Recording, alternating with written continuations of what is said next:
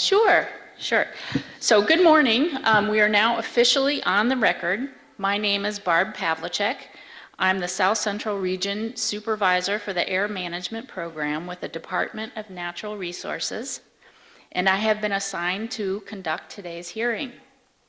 I have with me today also the following representatives of the Department of Natural Resources. Mr. Jonathan Wright with me. He is the permit writer who is responsible for conducting the permit analysis. And we also have with us today Ms. Samantha Whitens, who's observing the hearing process. The department has set the public hearing at this time in this place. For the record, it's Friday, September 21st, 2018 at 12 p.m. at the City of Lake Mills Municipal Building, Community Center Room, 200 Water Street, Lake Mills, Wisconsin, 53551. This is a public hearing to present information and receive comments regarding an application by the Daybreak Food Incorporated for air pollution control construction permit number 18-JJW-054. The notice for this public hearing was published in the Wisconsin State Journal on September 11, 2018. This hearing is being held pursuant to Sections 285.13 and 285.61 of the Wisconsin statutes and Chapters NR2 and NR 406 of the Wisconsin Administrative Code. This is a non-contested case hearing, and as such, cross-examination of anyone making a statement is not allowed. However, questions of a clarifying nature will be allowed. In addition, oral statements will also be allowed. In lieu of or in addition to an oral statement at today's hearing, written comments will be accepted by the department through Thursday, October 11, 2018. Written comments should be sent to Mr. Jonathan Wright, Department of Natural Resources, Northeast Region Air Program, Green Bay Service Center, 2984 Shawano Avenue, Green Bay, Wisconsin, 54313-6727. Attention, Jonathan Wright. The department will also accept email comments at jonathan.wright@wisconsin.gov. Written statements will have the same weight and effect as oral statements presented at today's hearing.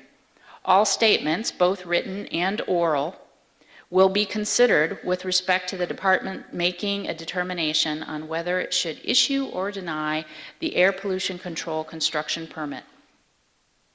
How the remainder of this hearing will work is as follows. After my introductory remarks, the DNR will provide a short description of the proposed project covered by the construction permit.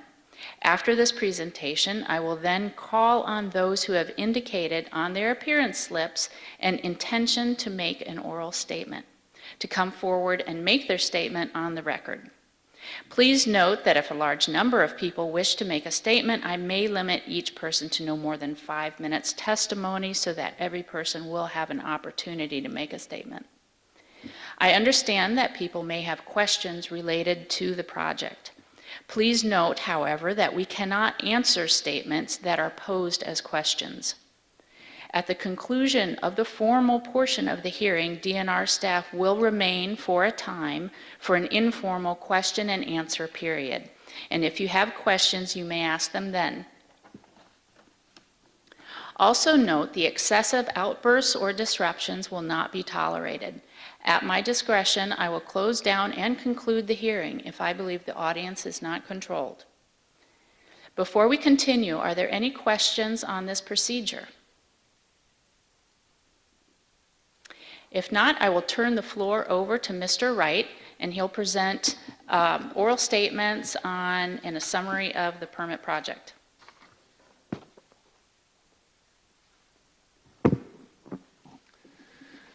So Daybreak Foods Incorporated is proposing to increase egg production at their Lake Mills location. They intend to accomplish this increase through a substantial rebuild of their existing facility.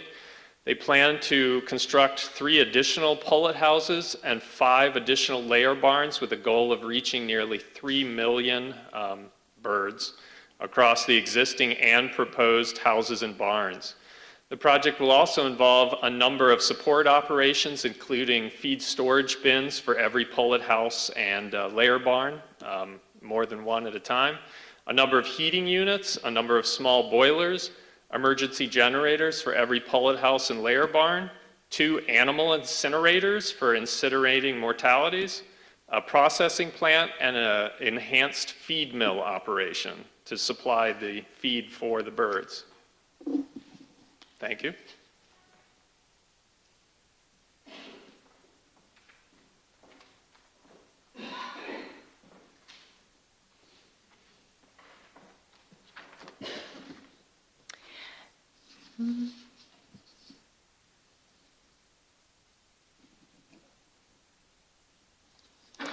Now I will call up to the podium those who've indicated they'd like to make an oral statement. Hope Ostetic.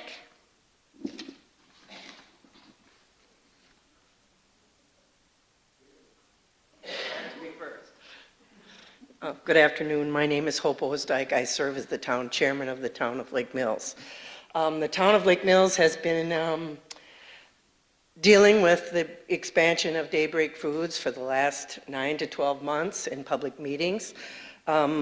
We are excited in the fact that we feel that a very bad player in our community, odor-wise, has made some plans to make an improvement. You will see the changing landscape in our neighborhood. The pullet houses are going up near County Highway S, and also the other facility, the layer houses, are in and about to be constructed on Crossman Road. As a township, we have received complaints from many people who live in the nearby area about the smells that are coming from the Daybreak plant. We have asked and helped, I think, construct the idea that mortality will be incinerated rather than to be dealt with in some other way. And we feel that this is an improvement that has been made. Although, as we have been going through the permit process, there is not a great deal of power that the local unit of government has. A lot of the work that has been done by county zoning, Jefferson County zoning, and presented to us. We have examined all of the documents that have been brought forward to us and found them all to be in order. We then passed this on to the Livestock Sighting Board. I believe there was one objection to the State Livestock Sighting Board in this case, but it was not ruled impractical by the Livestock Sighting Committee. So the project is going forward very swiftly. Changing the environment of the town of Lake Mills. As a township, what we are really concerned mostly about is making sure that this operation is built to go into the next 50, 60 years, and that production there will be environmentally safe, that smells will be under control, and we have been assured many times by the staff that this is what is going to happen in the town of Lake Mills. I'm still fearful of these things because in the past we have had many complaints about this production facility, and they're asking us to do a great deal of things to help them. Again, as a township, what are we concerned about? We're concerned about our watershed, the value of our properties, being impacted by smells. We're also very concerned about the roadways that are serving this facility, since there's going to be much more trucking and lots more things going on there. We've tried to partner with the Daybreak crew on solving some of these problems and looking to the future on how these things might go. One of the devices that we decided as a town we would like to implement is to ask the Daybreak staff to come before us twice a year. In April at our town electorate meeting, and again in November at our electorate meeting, so that we can talk about the progress that they're making the concerns that we have, and give the folks of the town of Lake Mills some vehicle in order to speak out about what they're thinking. Now, all this being said, I do not really understand what today's process will bring to them other than the approval of their permit. I'm looking for them to do and be the best environmental stewards that they can be. And I'm hoping that the process that is in place will help us to do that. Many of us have fought against this. Many people have expressed their distrust of local government or of the process, and I think that we have done as much due diligence as we can, and I hope that in the future we can continue to partner with Daybreak on the expansion of their plant. Thank you.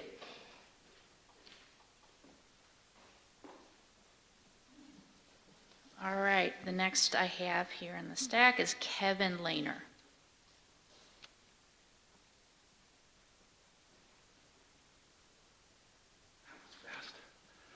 Thank you for giving me an opportunity to speak here.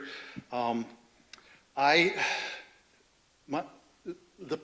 draft permit contains a lot of conditions that apply to specific pollution control equipment that is to be operated by the organization. There are requirements for keeping records for temperatures in the incinerators, pressure drop across bag houses, important things that the organization needs to do to make sure that the pollution control equipment is operating correctly. I'm curious, well, I think DNR is sort of responsible for inspecting the facility, but to my knowledge, there's not as frequent an inspection. And can I ask a question about how frequently you guys are going to actually visit to check to see that the records that are needed are being kept, that the conditions of the pollution control equipment are being maintained according to the manufacturer specifications? I can say that there are annual compliance certification requirements that do get reviewed by the department. So that means they send in a notice that says, yep, we're in compliance, raise their right hand, you guys don't go and look at it. Not annually, not annually. How frequently do you do that? I'm sorry, the question is, how frequently will DNR be actually checking to see if this pollution control equipment is actually being operated the way it is expected to be operated, so that we have confidence that it's controlling the emissions to the levels that it's designed to control? You have to maintain these things, and the question is, who will check to see from time to time that the organization is actually doing that? And the question was to DNR, how frequently do you do it? And the answer that came back was that they don't have a specified frequency. They ask the organization to self-certify that they're in compliance, but there's no DNR inspection of those facilities scheduled on a regular basis. So nobody's really checking to see that they're doing what they're supposed to be doing. And I think that that's a weakness in this process, all right? These controls are needed to be maintained in a certain way. We need to make sure that the incinerators are operating at their controlled temperatures, that the pressure drop across the bags and the dust collectors are at their proper pressures. Who's going to be doing that? Who's checking to see that they're doing that? That doesn't seem to be something that has been thought through carefully. That's all I have to say. Thank you.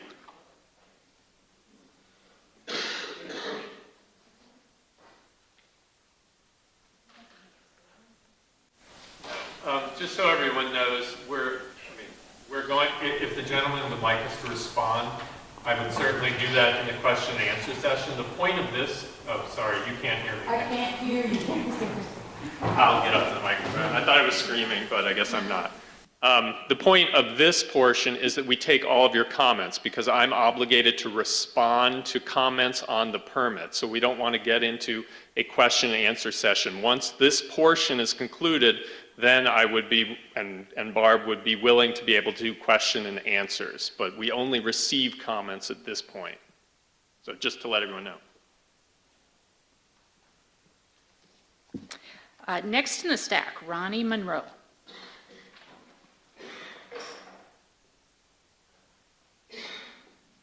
I was hoping I'd be at the bottom of the stack.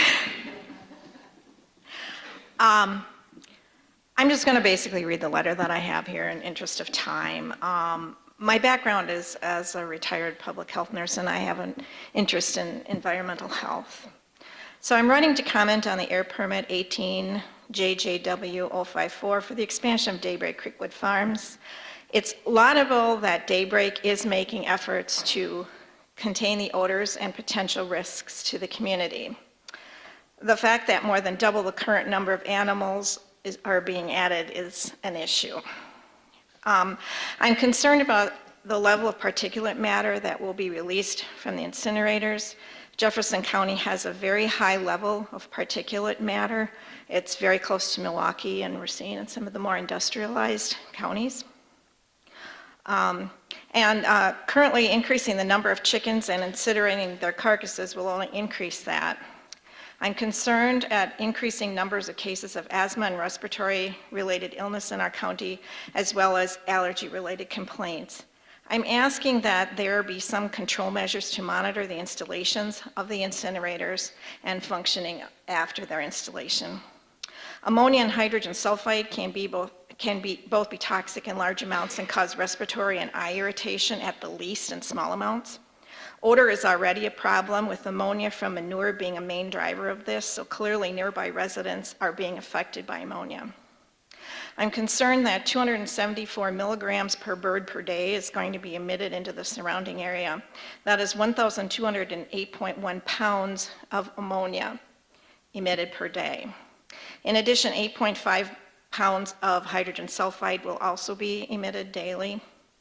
And of note is that dioxin will also be emitted, and I understand this is under the EPA limit, but practically, is dioxin exposure acceptable for human health? I hope the fact that the current number of chickens is causing discomfort to nearby residents is being considered when calculating the effect that double these numbers. They're going to be double these numbers. What plans does the DNR have to monitor these emissions? What recourse do nearby residents have, and what reporting system is in place for the residents? I'm hoping that these issues can be addressed prior to the issuance of an air permit. Thank you.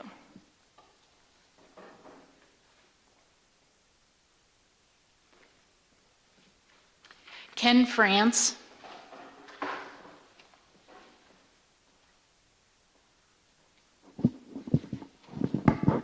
Hi, can you hear me? Good. I'm Ken France. My wife Julie and I moved to this community a couple of years ago, built a house, live on 331 Pinnacle Drive, Lake Mills, and we love it here. And one of the reasons we spent a great deal of time discerning where to move to after retirement, I'm a retired school counselor, Julie's a retired school social worker, is because we love this environment. And I gave Barb a couple of calls. Most recently was, I think it was on September 17th, that in the morning I woke up, stepped outside to get my paper, and it was a terrible smell, a smell of chicken manure. I'm a city guy, Julie's a country girl, so she told me exactly what it smelled like, and I've smelled that at least one other time before, and there have been other times where it was less of a pungent odor, but it was very intense that morning. And the idea of Daybreak Foods right now, I don't think they have control of their the air environment now, the air quality. Giving them the opportunity of expanding or more than doubling really concerns me a great deal, because I think they should be held accountable to take their current size and manage it properly before other steps can be taken to expand. Because right now, as a new person to the community, I don't think it's being managed effectively enough to suit my taste, and I'm guessing my neighbor's taste too. I live on 331 Pinnacle near the golf course there, and the fact that we can smell it so strongly, I don't know how the people who live a little closer must feel. It must be just terrible. And I guess that's why my wife and I came this morning, because again, we have that concern. And I know, historically speaking, once a decision is made, if at the after effect you have questions and concerns, but nothing in place to hold them accountable, then it really sets us up for possible problems.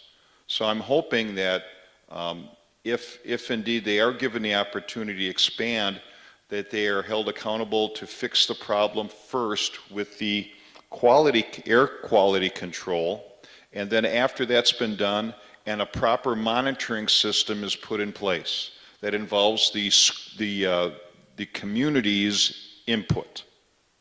Thank you.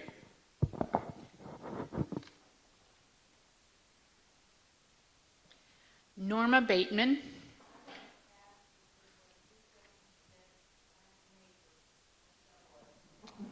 Thank you.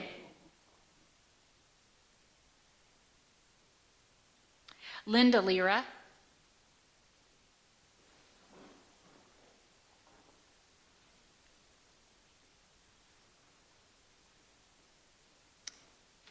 Hi there. I just have a very brief statement. In a nutshell, I'm really concerned for the health of the citizens of Lake Mills. And the smell has been mentioned, and it's a huge concern. It is putrid at times. But aside from the smell, I'm super concerned about how dangerous what we are smelling, what it's doing inside our bodies. So what chemicals are being released into the air?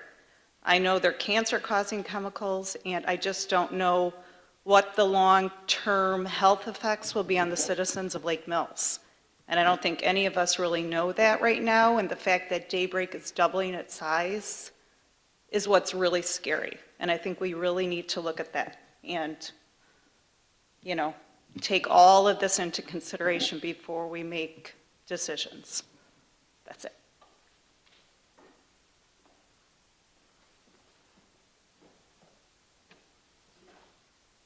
Sharon Aman.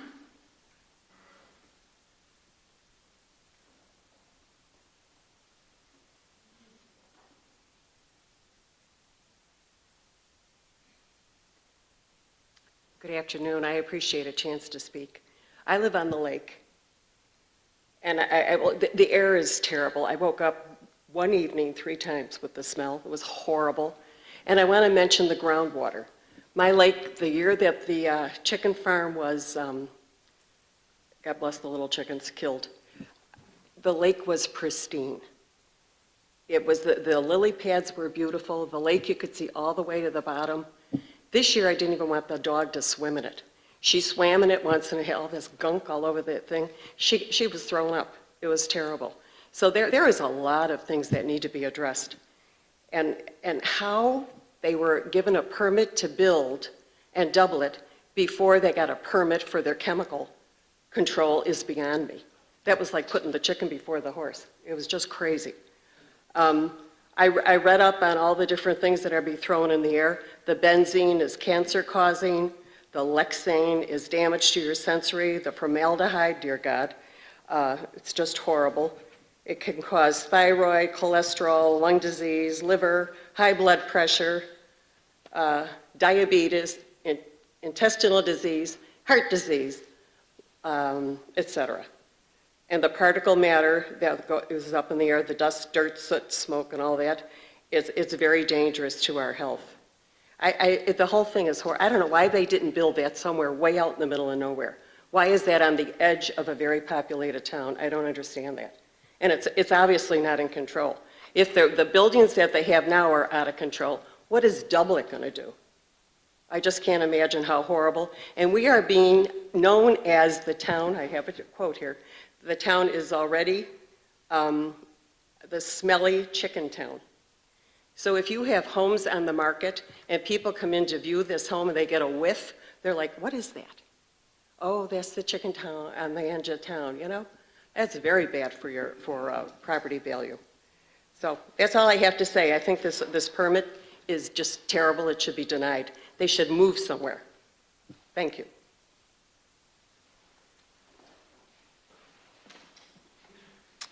Anita Martin.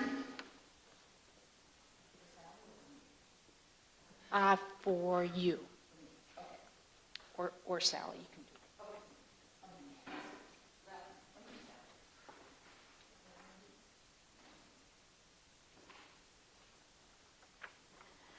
I've been asked to speak on behalf of Sally Jones, who lives at W8178 Elm Point Road in Lake Mills. So I will read her letter. Dear Jonathan, I am writing about the draft air permit number 18 JJW054 that will have a hearing Friday, September 21st at Lake Mills.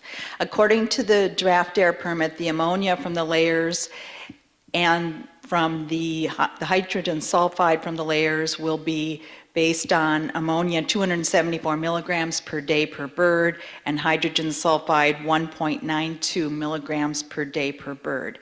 For the layers alone, this comes to 1,208.1 pounds of ammonia daily, or 50.34 pounds per hour, and 8.5 pounds of hydrogen sulfide daily, or 0.35 pounds per hour.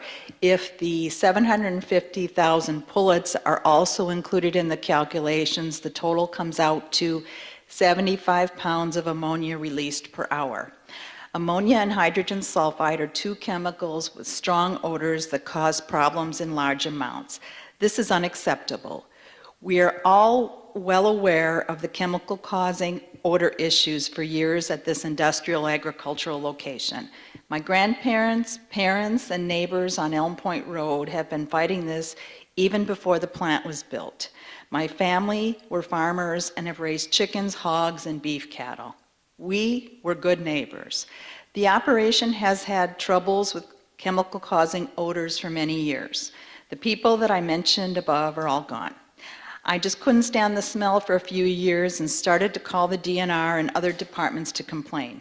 We couldn't even sit outside by the lake without the smell overpowering everyone. I tried to get into the house, and even turning on the air conditioning, that didn't help. We had to escape the smell, so we went to Johnson Creek in Watertown. The particulates get on our clothes and linger. My husband and I went into Lake Mills for dinner. The doors were open to the restaurant and the smell was horrible. We tried to eat dinner, everything tasted awful. We have had to change plans with friends and family because of the odor. My family has owned our place since the late 1940s. We want the fresh, clean air back again. I cannot tell from the information in the draft permit whether the technology the farm management has publicly said they plan to include will work to keep the odors from becoming a problem beyond the Daybreak Foods Creekwood Farm property line. This new farm will cover more than 180 acres, many odor sources involved in many different spots on the property, and how things will all pan out after the construction is done remains to be seen. It is not possible to tell from the information given how the farm and the DNR plan to respond to chemical-causing odors beyond the property line. How do the managers and owners of Creekwood Farm and the DNR plan to respond to and keep track of odor reports from people in and around Lake Mills? What are the plans for the DNR to oversee this operation? I know this operation has had previous owners, but it has a long history of issues, including compliance questions at this location. It is my understanding only 2 of the incinerators planned for the new facility are included in the emission totals for the construction permit. Can you please be sure to include all 3 incinerators in the operating permit, since they are a source of TCDD, T as in Tom, C as in Charlie, D as in David, D as in David. I added that, Sally didn't write it. Dioxin, which is a strong and hazardous chemical. Thank you for your consideration of my letter. Respectfully, Sally Jones. Thank you.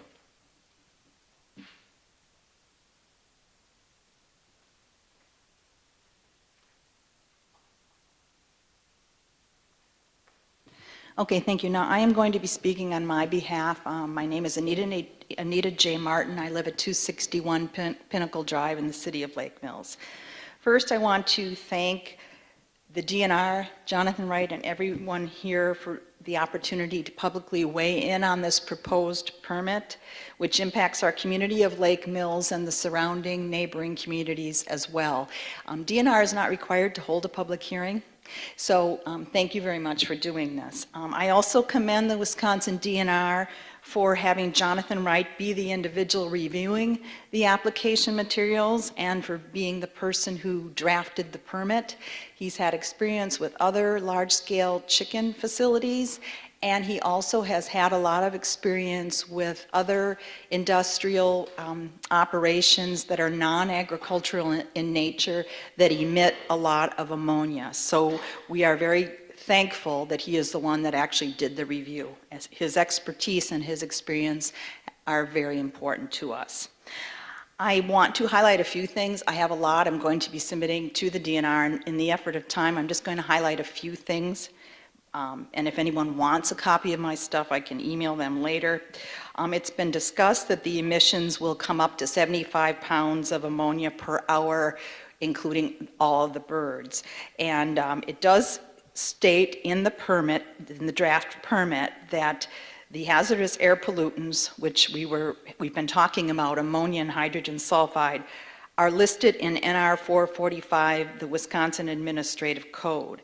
The estimated emission rates for hydrogen sulfide and ammonia will exceed the NR 445 Table A threshold, but these exemptions are exempt from regulation under the state statute because they are associated with agricultural waste.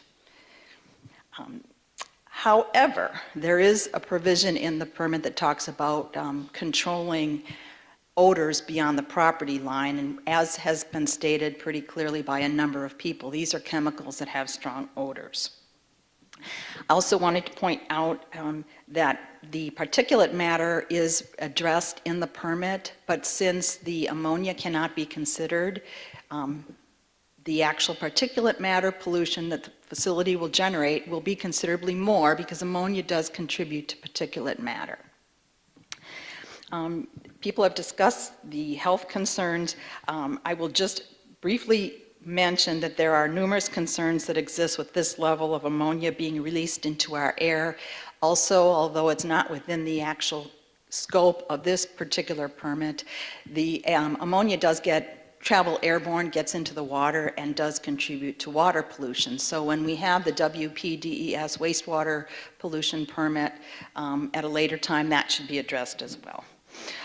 One thing I do want to say is ammonia is a strong respiratory irritant, as has been stated. One study of elementary age kids, 8 years old and 9 years old, in schools close to a fertilizer plant with high ammonia air emissions showed lower resistance to respiratory pathogens or germs.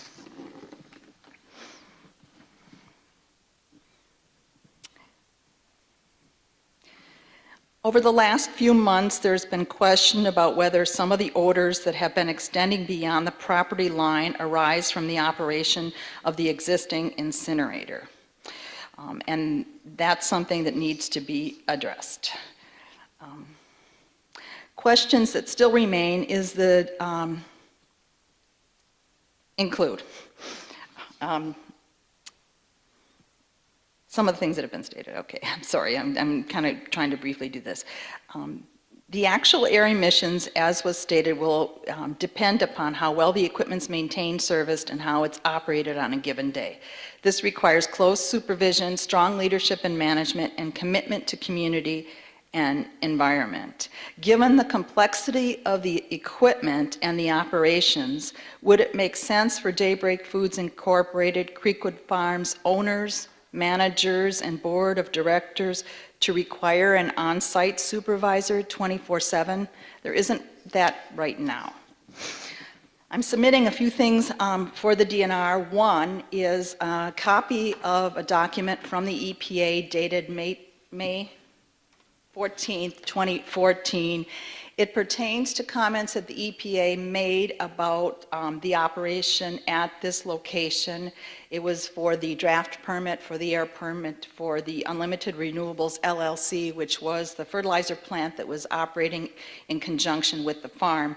And they do talk about volatile organic compounds, or VOCs, and question whether the compost pile operations should have additional considerations for the VOCs that are emitted. Now, the birds are no longer, the mortality is no longer being composted, but there is still composting going on at the facility, and it will for a while until the new construction takes place.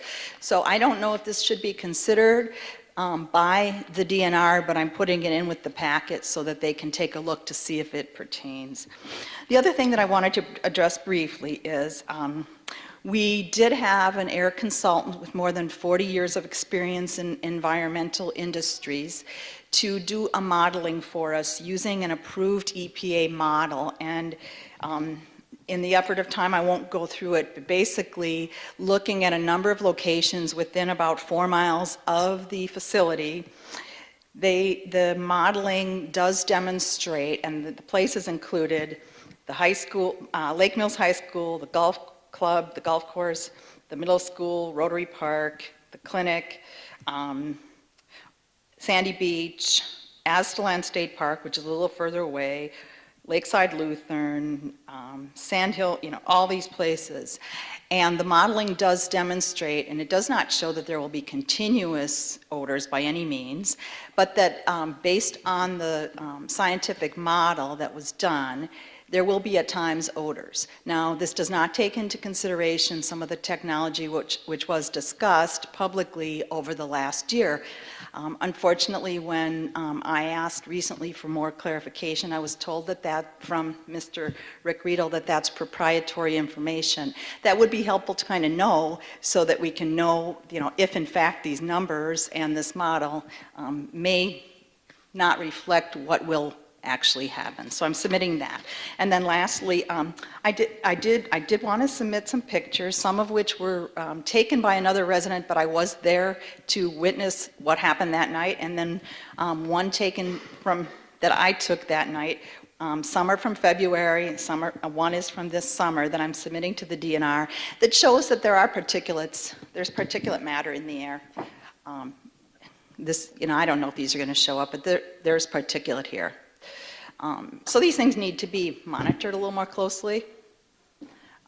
DNR was aware of this. They haven't seen the pictures yet, I don't think, but the DNR was notified, as I believe were town officials, et cetera. So those are from February 7th, and then the one, this isn't a great picture, I took it on my phone, but this demonstrates that there was particulate matter coming when the fans were cleaned out in the summer. So I'm going to submit that and just say that these things do need to be monitored. Thank you again for the opportunity to speak, and thank you for considering these matters.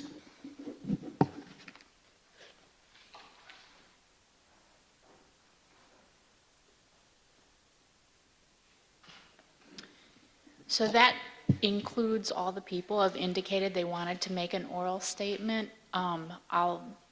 As a courtesy, I'll ask, is there anybody else who's changed their mind and would like to make an oral statement? Okay. And have you filled out a appearance slip? Okay. Hello, my name is Morgan Geib. I live at N6481 Sherwood Hills Road. I want to thank you guys for the opportunity to speak. One of the things I'm frustrated about, a couple of things, but one of them is we're having this meeting at 12 o'clock on a Friday afternoon, and I'm a young individual. I have to work consistently every week. So to say that this meeting is inclusive of the community, I feel like maybe isn't an accurate assessment. We have within our community multiple people that have the ability to disseminate data and the information that we are looking at here. One of them being EMC out on the edge of town. I have a friend that works over there, and we went through some of the data that a study showed it was done over in the UK in 2014. It's a review of air quality impacts resulting from particle emissions of the poultry farms. And his information back to me after reviewing this is that the particulates are the real problem here. Particulates recently have been found in a number of studies to be causing Alzheimer's and dementia. That's a big problem. I think that what we're looking at here is we have young kids in our community. We have, the community is made up of all different ages, but to not be considering these things at this time when we have an opportunity to do so, we really need to maybe have a moratorium or take a step back and ask for more time to analyze these results and be able to make an appropriate approach to it. He did share with me that the particulate matter, once it hits 10, becomes a little bit more aggressive. It actually can get into your lung ways and start causing some really long-term effects.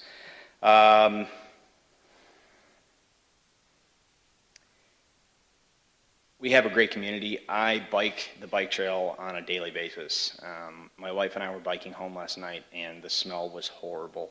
That's why I'm here today. I don't want to take time out of my working day to be here, but I feel that I have a responsibility to do so because I am so affected by it. I also grew up here. I've lived here for over 25 years, and I want this community to make the right choice collectively with the business here. I understand businesses want to grow and expand, and I totally understand that and support it. I also am going to be aggressive in the fact that you can't do that at the cost of the public. So I guess I want to implore those in the community that are have the knowledge, have the capability to disseminate this data, to look into the particulate matter, to run the reports, to look at the reports and be able to make an assessment on it. Come forward, help us out. I think that we could make this an easier process than it is right now. So yeah, thank you for the opportunity to speak. I appreciate it.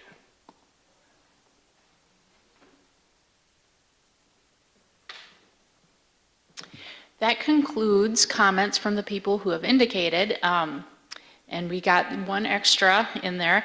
At this time, I'd like to thank you for your attendance. The formal portion of this hearing is now closed, but the record will remain open through October 11, 2018 for receipt of written comments, and we will remain now for questions and answers. Thank you very much.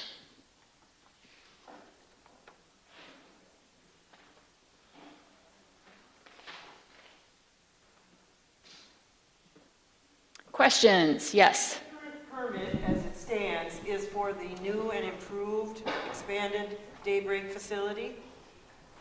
It covers the project expansion. Okay. Okay. Yes, it's a construction permit, so it only affects, it only covers new and modified sources. So it does not cover the old one. Our program is essentially a split program.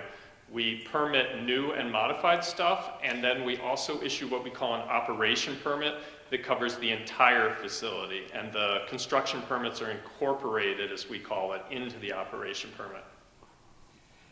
So most of the comments that were made today are reflective of the past operation of Daybreak Foods. Do we have any assurances going into the future that the new and improved Daybreak facility will be able to live up to the permit? Live up to the permit, yes, but whether it's going to solve the problem of smells and odors, I cannot be sure. Let's face it, the program that we operate in was designed for industrial facilities. You have a facility that was never envisioned back in the 60s and 70s when our rules started being created. Back then you had 40 cow farms. You didn't have 8,000 cow Rosendale. Now you have these mega CAFOs, and our rules are like square peg trying to fit a round hole to try and regulate these types of facilities. So that does not give us very much assurance as a community of what direction we are going. That is correct, but there is one thing that I always think, I mean, you've said that this facility has been there a long time. As I've seen, at least on the industrial side, newer stuff is always better than older stuff. Well, and that has been the assurance that the Daybreak Corporation has put forward through the legislative process of approval. And I would like to comment that there will be more things coming up on the Town of Lake Mills agenda, which will ask for more approvals within our community. And I think the public needs to understand that this is an ongoing process. I appreciate your help. Yes, ma'am. There's a lot of concerns that were expressed today, and I know this is not an administrative rule hearing, but it's a hearing on the permit process. Correct. Will the questions that were brought up and the concerns brought up be addressed by the DNR in some written form to get back to the community? I am required to address all comments that are specific to the permit. So the more concrete they are, the more the DNR has to respond. And then I have to prepare a document that addresses each one. So Anita's been through this process. I basically have to walk through all of her comments and address each one. And I have to then prepare that document. And, well, depending on how many people there are, either send it individually or I just post it to the web so that you can see what our response is. One thing I wanted to mention that I think is very important, yes, there is lots of ammonia and hydrogen sulfide that will come from this facility. I want to make it clear that if this was a normal industrial facility, the DNR would have the ability to regulate those compounds through one of our rules. But I want you to totally know that in 2011, the legislature specifically exempted agricultural operations from being regulated through that rule. So you will see, as Anita has seen, the huge emission rates that occur, but all I can do is list them for the public. I cannot regulate them from this facility, unless they come from a non-agricultural waste operation. We need to contact our representative regarding this? Oh, I can't tell you to do that. Yes, sir. If you decide not to allow the permit, what course of action will take place? The only way the DNR can really deny a permit is if we make a finding that the facility cannot comply with the federal national ambient air quality standards, increment consumption, which doesn't really apply here for your purposes. Basically, if they cannot show that they can comply with our rules, then we can't issue the permit. That is really the only way to deny it. Okay, well, there's this one time when the guy went to jail, but that's a totally different story. All lakes are runoff lakes. So is this all getting into our lake? Is it getting into our wells? I cannot speak. I'm only an air management engineer. I actually trained in wastewater engineering design, not... So just because you have a lot of knowledge, do you think it could seep into the wells? I'm sure there will be rainfall deposition, the ammonia, et cetera, will get into the lakes and rivers, but... Should we have our wells tested? Hopefully your well is such that you are not impacted by surface, because if you are, then anything's going down there. Hopefully your well is deep enough that you're in a formation that is not affected by surface runoff. Do you know how deep you should be? It's out of my purview, sorry. I know up where I live, we have, what's that county next to Brown County?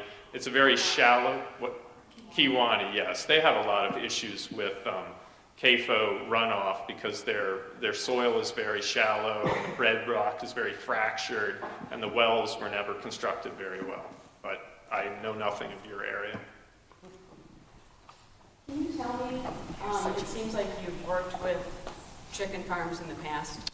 I did the unlimited renewables permit that they couldn't comply with and apparently decided to shut down instead. And I did the Cold Spring or SNR egg farm permit. Where does this farm land in size-wise across the United States? Oh, well, that I don't know. But compared to SNR, it is smaller. SNR is what, 5 million? So it's definitely one of the bigger ones. Well, I don't think it's the second largest because there's I believe, a really, really big one in Ohio. But it's probably the second largest in Wisconsin. I don't know, is Rick here by any chance, the gentleman that I've dealt with? So what size are you, Rick? Tell me. Compared to others? No, just in Wisconsin. Are you guys like second, third, fourth? Well, probably behind us. Yeah. Okay, so second, okay. Don't be bashful, it's okay to be number 2. Yeah, number 2, how appropriate. She has a sense of humor.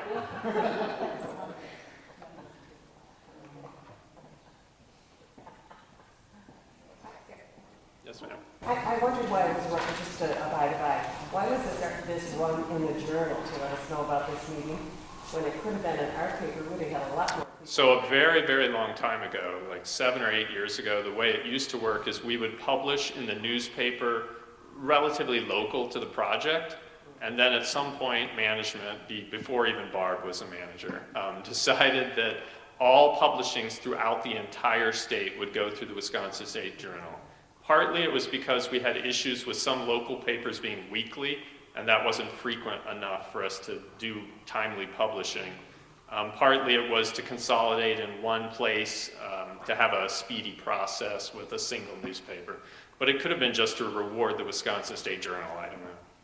It was in the leader last night and last week, but they didn't have the time. They had the date, but not the time. Yeah, so that wasn't run by us. Right, right. It was run by the leader as a public information section. I think you're speaking about the news briefs.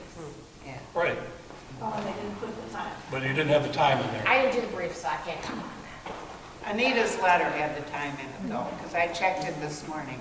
I did want to comment one thing, if I could. Go ahead, Is, Anita. it's, for some reason, which is a little unclear to me, the notices, the public notices for the air permits go into the State Journal, but you will notice that when the water permit comes due, it will be in the Lake Mills Leader, okay? So it's a different process, yeah. It's a different system. So, and that should be later this year sometime. They might have a better idea as to when that will be. There will be a hearing and stuff. Thanks. So if this permit is denied, what happens? You mean in terms of the process, or? I mean, do they just move forward with Well, everything and just? No, I mean, if it was outright denied, then we would issue a formal declaration of denial. They could sue us, or they could reapply and start the whole process all over again. With, like I said, if it's shown that they can't comply with the standards, then if we deny, then they have a chance to reapply with a new approach that would then show that they can attempt to show that they can meet the standards. I wouldn't say there's ever a denial where it's just you can never, no appeal, no ability to try again. No, we just don't do it that way. Yes, sir. I don't know if there's an official representative from Daybreak Foods here, but as a person new to the community, I don't know historically speaking, what has happened in the past, but the only way this problem can be solved is if Daybreak Foods is receptive to have dialogue with the city management, and also with the community members here to discuss this matter and actually bring forth a plan to deal with the current issues first. And then, if those are dealt with in a positive manner, a win-win situation, down the road, maybe expansion could be allowed. And again, I'm just a citizen here. I don't have anything other than working as a counselor, working with trying to get people together. You have to get them in the same room, and you have to be receptive to change your current procedure in order to improve the problem or get rid of the problem. Do we have anyone from Daybreak Foods here that can speak on behalf? Yeah, my name is Rick Radel, and my response to that, and I appreciate your concerns, everyone's. And, we have actually, I think, created a very open dialogue with the community action groups involved here. A lot of open dialogue presentations, many of them to the city, to the township of Lake Mills, to Jefferson County. and have always been very receptive, and I think we've opened up a very good dialogue and interaction between our community and our company, and we will continue to do that. So I think Hope mentioned that there would be a, I believe it was November and April, that we would make ourselves available to the township at that time to make sure that we gave an update, and we will do that. Will the current problem with air quality and apparently water quality, can that be addressed now in a different manner that's more successful before the advancement and expansion can take place? I mean, do you guys see an urgency to change what you're currently doing? I'm not sure how to answer that, Kevin, except to tell you Ken. that, Ken, except to tell you that one of the reasons that we chose this site is to take down a aged facility that's lived a very long life and to redo it with the newest technology that they have for manure control.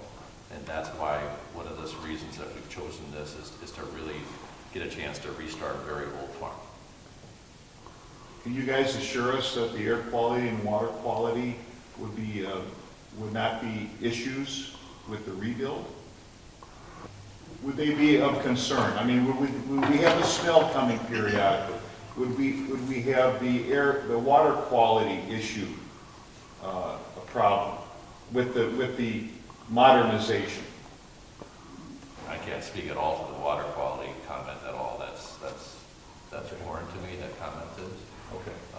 As far as the air, we investigated the technology that we needed to do to be the best steward we can with the product that we do. And that's why we chose it after a lot of investigation and a lot of Q&A from people that are experts in the field. And that is what I can tell you is that this is the homework that we put into it before we decided to go forward. The reason I say that is because it's advantageous for both you and for us, the community, to have something that succeeds.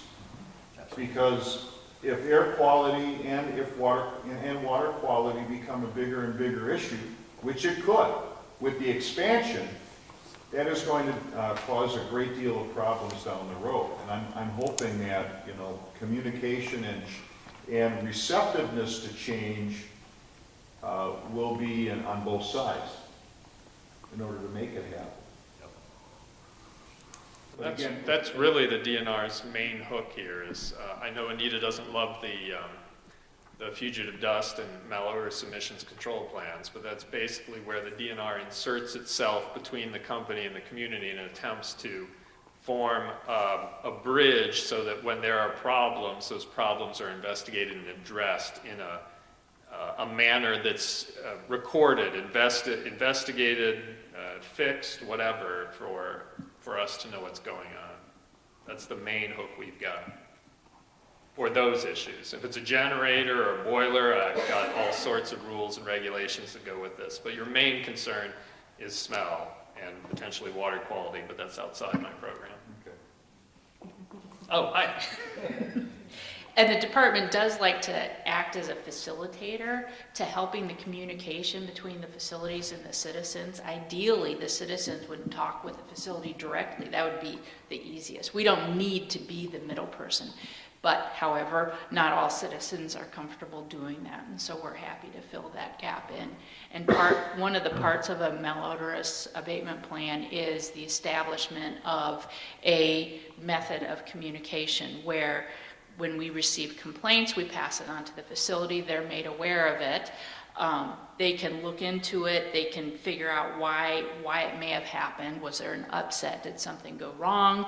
And then they can consider what options they might have at their disposal to keep it from happening again, ideally. And keeping a log of that is usually part of that malodorous abatement plan, and so then you've got that as part of your record.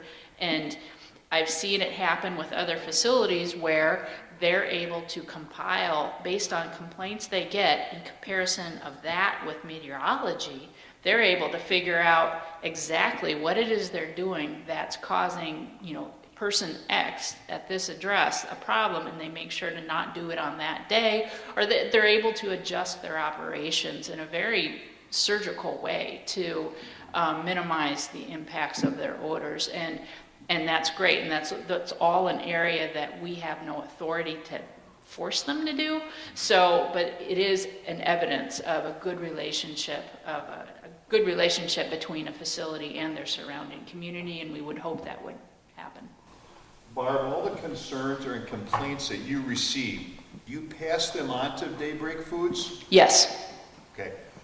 With that being said, I encourage everyone who's a community member to pass the word that if there is a bad smell, whatever, make your call, make your complaint. I've given Barb 2 formal complaints.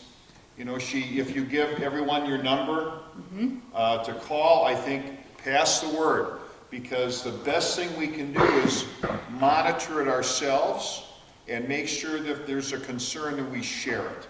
If only 1 person out of 10 who is concerned makes the call, it won't do anything. If everyone does, it'll add more documentation and hopefully be a catalyst for change. And the more data you get, the more likely you are to be able to discern patterns and recurring events, and then you can correlate that with facility operations. If nobody ever lets us know, then you don't have any hope of doing that. Yes? I would just like to mention that the permit does require within the next 60, within 60 days of issuance of the permit, that the facility submit a malodorous emissions control plan, which basically is an odor abatement control plan, and then also a fugitive emissions control plan. That is required, and so I would suggest that if people have specific ideas as to what that might take, you know, how that would be and what would be included, to go ahead and send your formal comments to the Wisconsin DNR, because there's a lot of wiggle room. It's not really very clear what should be included in there, but you know, we have been, and I know you're new, but we've worked extensively for the last 5 years with odor reports. We've given DNR lots of information. We have demonstrated how the odors are traveling through the community. They have all this. They've got a lot of records. So it's a great opportunity. Just because it looks like the permit will probably be given, that doesn't mean we can't make some suggestions on those 2 plans and what we would like to see in them. And hopefully, we had hoped that they would perhaps have that for public review, but they don't. They don't have those plans right now.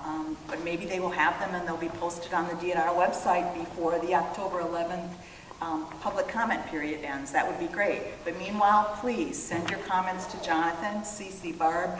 You have some suggestions, because a strong permit is a benefit for the residents, for the farm to be good neighbors, and to the environment. Thank you.